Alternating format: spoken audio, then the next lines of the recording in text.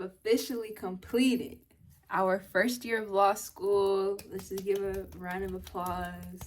Shoot, these little golf claps aren't enough. If I had like confetti, streamers, the little cowbell, a bullhorn, a siren, everybody needs to know that we finished the first year of law school. Thank you. Hey y'all, welcome back to my channel. Okay y'all, yes, I finished my first year of law school. I made it out the trenches. Man, I'm so dramatic, guys. It wasn't that bad. I will say, I'm gonna preface by saying this was the hardest thing that I've done in my academic career thus far. Like, I've been a high achiever, I'd say out the womb, but like, let's start at kindergarten. I've been a high achiever, top of my class in high school. Y'all know I was valedictorian at Spelman. Currently, I am not top of my class at Georgetown, and that is fine. That is completely fine. It definitely was a journey, if you will. So I'm going to be sharing some highlights and also lessons that I've learned and things I'm looking forward to going into 2L. So let me take you back from the beginning. Honestly, wait, if you haven't watched my other vlogs, pause this video and go ahead and watch other vlogs. There's like 4 or 5 videos. I didn't film that much while I was in law school. Your girl was busy. So you can definitely catch up and then you can click on this video again. But even if you don't want to go back and watch the videos, that's completely fine. I'm definitely going to give like a broad overview. If you want to see a little bit more of the day in the life of a law student, what I was up to, then I would recommend watching those vlogs. Starting at the beginning of the year, I did Rise. And for anyone who is not only considering Georgetown, but you've already accepted, first off, congratulations, welcome. And I would say do Rise. And Rise is a group for underrepresented people entering the legal field. And that was my first form of community coming onto campus. So we go to campus a week before orientation. We take a mock class, and I thought it was really helpful. We also take a mock final exam. So you kind of get acclimated to the law school culture. It kind of is similar to how in college the freshmen come on campus a little bit earlier. So just so you know where things are. And it was great because not only did I have that, I also had orientation week. So I really felt like kind of like a big dog on campus, like, oh, okay, yeah, I already know where McDonough 207 is. You know, I'm not new around here. Even though there are times I still get lost because McDonough doesn't always make sense in how they designed the building or where the rooms are, but that's neither here nor there. Rise is also where I met some of my closest friends here on campus, and shout out to the girls. Like, they definitely, I felt like we were holding each other down. It's so imperative that you find people, not only just in law school, but just in general during this time while you're in law school, who will really hold you down, who have a personality outside of law school. And I say that, and it kind of sounds crazy, like, what do you mean? When going to law school, you'll see that some people, like, their whole identity is school, their whole being is being a law student. And there's a time and a place to be a law student, but sometimes you just want to laugh. Life is so serious. Yes, I understand. I look at the state of the world and I'm very much aware of what's going on. And we also just need to laugh sometimes. So it's nice to have a good group of friends around you. Love my girls. We be laughing, hollering, eating good food. That's just real people, for real. It's so hard when you've been like trying to study and focus and your mind just shifts to what are the legal issues? Can I issue spot? Because that is really the final exam. I say all that to say, when you have people who can pull you out of that, or people who have no idea what you're talking about, people who know you, it's just nice to have other conversations. And also people who knew you before, like when they can see that you're like getting stressed, or they can see that, you know, Camille, you're just not like your regular self. Like, I greatly appreciate my community for not only like seeing things and calling things out, but for praying for me, for loving on me, for sending encouraging words. Like, every single message, phone call, anything, I needed it at the time that you sent it. So I appreciate y'all so much. I love y'all so much. I love my friends. I love my community. I love my family so much. Like, law school is hard, but when you have a support system, it makes it so much more bearable. And it allowed me to keep going when the times I wanted to quit, when I knew like, okay, no, I can't quit. Like, they're not only are there people like encouraging me and they're like they want to see me succeed. I can't quit for a little commute. Like I knew I wanted to be an attorney since I was 16. So I can't stop now. Like this little test cannot take me out. One of the best pieces of advice that I received coming into law school was to find other measures of success outside of your grades. And I didn't understand it then. However, going through the process and you realize your entire grade is your final exam. And that sucks because you could show up to class, you could be prepared for class and doing all those things. That does very little. And for some classes, class participation and attendance is about 10 to 15%. But again, the bulk of your grade is the final exam. What can you do in those 3 or 6 hours on that exam? And that's it. And because of that, like the stakes are very high, and that's what makes law school inherently competitive. Because there's a curve, you are competing with your classmates, and that can get very draining. That can be scary. That can be frustrating. Whatever the words are. But I remember the piece of advice I received. Shout out to Zimmy. She gave me that advice. And at first, it didn't really hit. It didn't really resonate. I wasn't really rocking with it. But I had to learn, like, okay, I am still successful even though I don't have all A's. I am still successful even though I had expectations for myself and I didn't meet those arbitrary expectations. I am still successful because success isn't linear. Even like you want this specific job, but like you didn't really get it, you're still successful because whatever God has for you is for you. And that is where I need to be. I want to be where he's leading me. I want to be in his hands. I want to be in his presence. I want to be walking in according to the purpose he has over my life. And that means my expectations they're nothing. Like his ways are higher than my ways. And that's another lesson that I've learned throughout the entire year. But yeah, final exams, I'm not really a fan of that. That was something having to get adjusted to. Also the learning, not only the learning curve, but the actual curve that most law schools grade on a curve. And so that means there's a set amount of A's and there's a set amount that kind of fall into place everywhere else. There's a B+ curve at Georgetown specifically, so that's kind of like the middle range, and then you get after that is a B. And the reason why I bring up grades is because, as y'all know, I've been a high achiever. I've done a lot of stuff. I mentioned I was co-valedictorian, and I've always kind of been top of my class like all the time. So then coming to law school, not that I was expecting that, that's just like what I'm used to. I knew it was going to be hard, but I was like, it's not going to be as hard for me. No, it still was challenging. And for the first time, like I got B's like on my report card on my transcript. And that's not crazy because it's like, Camille, it's a B. But for type A individuals and for people who mainly get straight A's, a B is like, whoa, what's going on? Like what's happening?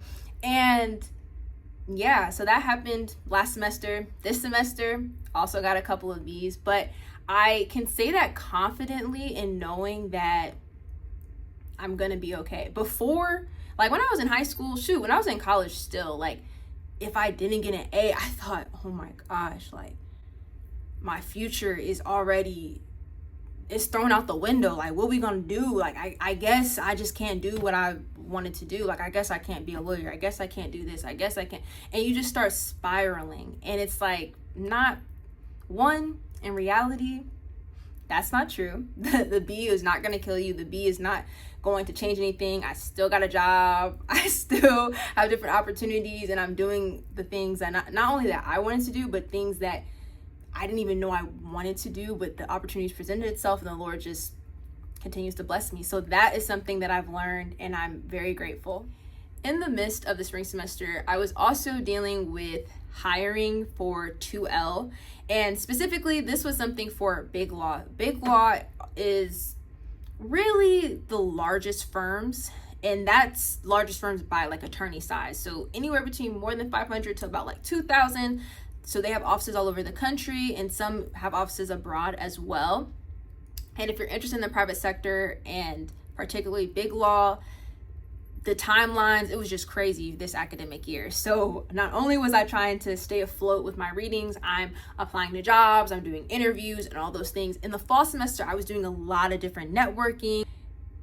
It was crazy trying to balance your course load and your classwork on top of making sure you're applying to jobs. And then you get this LinkedIn fatigue because everybody's like, oh, I'm proud to announce, I see this, I see that. There were times when I saw someone, literally I had applied for something and I hadn't heard back, and I was like, oh, I guess they giving out decisions because people are posting, I got this job, and I'm like, that was the very thing I applied to, and crickets.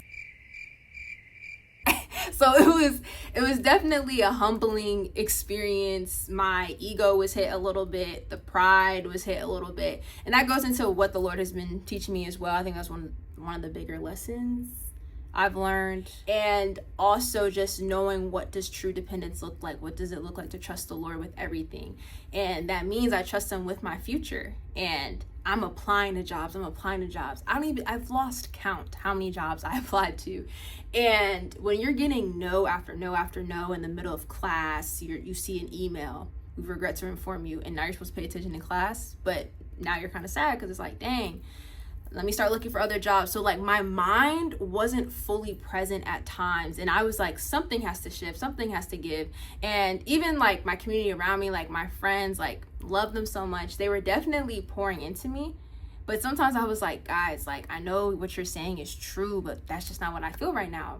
I feel disappointed, I feel frustrated, I'm upset. I'm like, God, like what's going on? Like I thought I have a good resume, I have all these things, like I'm doing this, I'm doing that, and it felt like it wasn't enough. Then the Lord just does his big one. I'm just really grateful because it really was his hand over my life, like his grace, his mercy, his favor. It just happened suddenly, and I'm just like, wow, okay, God, like there were times I'm just like frustrated, I'm tearing up, I'm like upset, I'm complaining. The amount of people I complained to, y'all, thank you, God bless them, because I felt like I was sounding like a broken record, and yet they love me enough to keep listening and to pour life back into me. So make sure you have good community around you, and shout out to my parents as well. They were definitely the foundation, holding me down.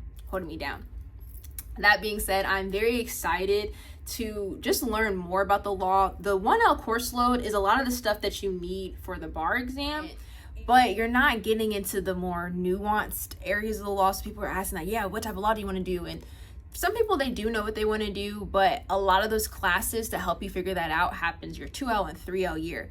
So I'm very excited to not only get to the 2L and 3L, but also to have an experience with my internship and to see lawyers like up close and doing the work. Before I did a lot of observation, but now, I upgraded. I have a year of law school under my belt. I can actually do more substantive legal work, and I'm very excited to dive into that. The next thing I'll talk about is culture at Georgetown. I would describe the culture as collaborative and competitive, or collaboratively competitive. For all my Spelman ambassadors, you know what that means. And I say that because we are a T14 school, like, yes, the name carries weight. Yes, there are a lot of top students here, and it can be hard and rigorous. Law school in general is very hard, but I would say people are willing to help you. People are willing to share their outlines. I never felt like, oh man, like they're not really sharing. And